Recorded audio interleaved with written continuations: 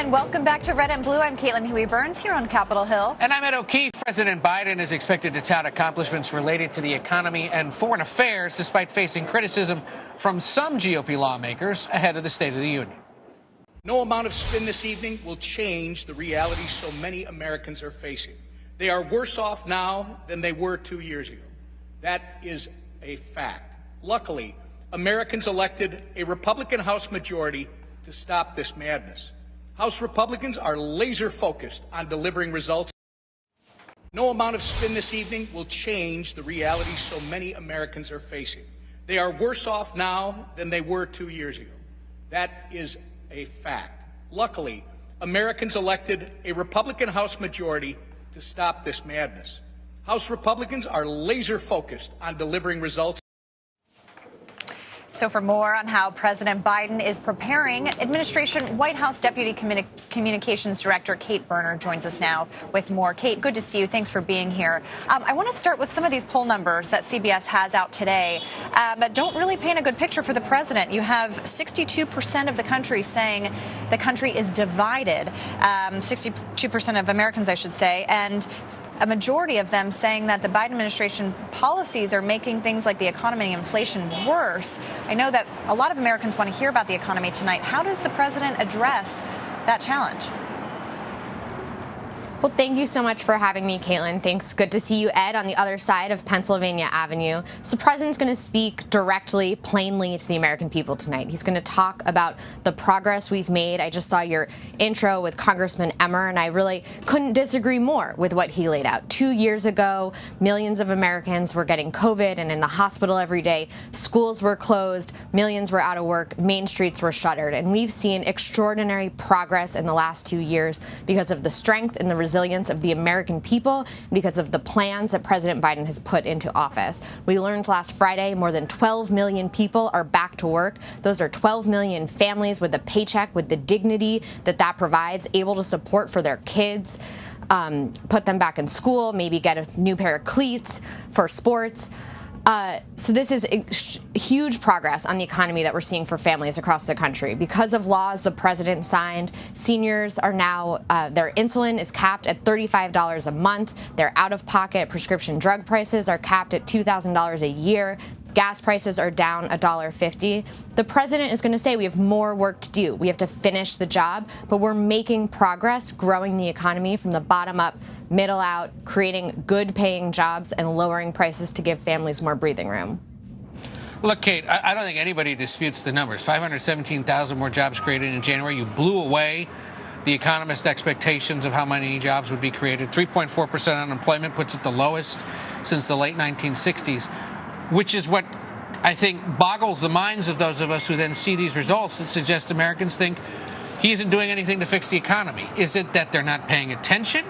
Is it that they're not seeing these results yet? They're not seeing bridges and roads being built? Or is something about the way the message is being delivered just not breaking through? Well, look, I don't think we should over-index on any one poll in this moment. We just saw a historic midterm result where the president's accomplishments were voted back into office, right? We saw more senators come back than any president, I think, since FDR. We staved off, what CBS and others had predicted as a red wave in the House and other locations. And that's because the American people believed that what the president and congressional Democrats had accomplished with the Inflation Reduction Act, the bipartisan infrastructure law, and more were the right plan, and they wanted to see it keep going. You're right in that more of this is going to come into force this year. We're going to see more roads and bridges projects break ground. We're going to see the prescription drug provisions in the Inflation Reduction Act come into effect, and people will see the impacts of these laws in their paychecks, in their bank accounts, and that should make an impact on how people are feeling about the economy.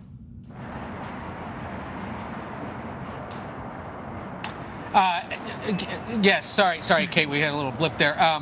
Although I would say one thing, because this has come up before with Democrats and Republicans. CBS was actually one of the few places that had one model that suggested there wouldn't be a red wave if younger voters showed up as they did. So we like to point that out when that line of attack is used. But otherwise, what are you going to say? I stand corrected. But either way, Ed, I think we can say that there was a political punditry that there would be a red wave in November. that we didn't see. And I think a lot of that, and Ed, we've talked about that, was because of the choice that was before folks, the choice to continue to provide families more breathing room, to grow the economy from the bottom up, middle out, or a different vision, a trickle-down economic vision that involved cutting Social Security and Medicare, raising taxes on working families. That was thoroughly rejected. And tonight in the State of the Union, the president is going to once again outline his vision, his economic vision to grow the economy from the bottom up, middle out, to reinvigorate parts of the country like Scranton, where he's from, that had fallen behind for so long. The wave wasn't what Republicans had predicted, but they still won control of the House, and we'll see that tonight with Kevin McCarthy as House Speaker. The president, as you mentioned, does want to talk about unity and places of bipartisanship. But, just yesterday you had Speaker McCarthy saying that he wants something to give on the debt ceiling. What evidence does the administration have that this is a Congress that is open to working with the administration? I mean, how can you get anything done in a bipartisan fashion? What evidence is there that that's possible? Well, look, you're going to hear the president talk about this tonight. The president is proud of his bipartisan record from the previous Congress. That's the Bipartisan Infrastructure Law, CHIPS and Science Act, the Electoral Reform Act. The list goes on and on. But the president believes that the American people sent him and sent members of Congress to Washington to get things done, to deliver. He'll extend, as you've heard him say, an open hand to members of Congress to work with him. But the American people have an expectation that Republicans in Congress are going to work with him. And we expect to see them meet that obligation. Kate Berner is Principal Deputy Communications Director at the White House. Kate, you're a good friend of the show. Thank you for being here, and I'll see you back there at the White House at some point tomorrow.